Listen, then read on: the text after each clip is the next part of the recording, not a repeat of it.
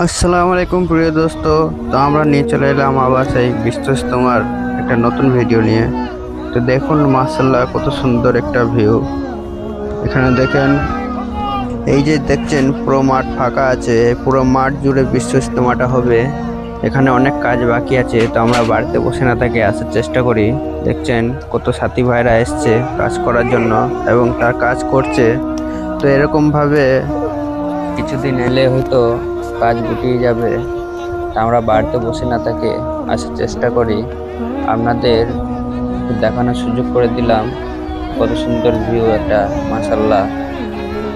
তো আপনারা ভিডিওটা শেয়ার করে অন্য ভাইদেরকে দেখার সুযোগ করে দিন, যেন তারা কাম করার জন্য আসতে পারে এবং তারাও নেকিটা কামাতে পারে। এইদিকের বাথরুমগুলো আমরা করেছিলাম চেম্বার বাথরুম, দেখতে পাচ্ছেন।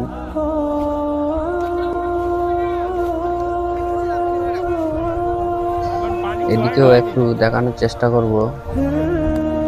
দেখেন এদিকে যে গাঁথনি করে সলিংগুলো করা হয়েছে, এখানে ওজুখানা হবে, সব কলের পাইপ দিয়ে পাইপ লাইন হয়েছে।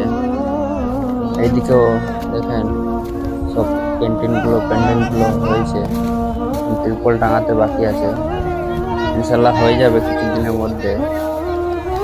তো এখানে দেখেন সব একটা একটা করে ইট হাতে হাতে ধরিয়ে দিচ্ছে, মাশাল্লাহ কত সুন্দর লাগছে।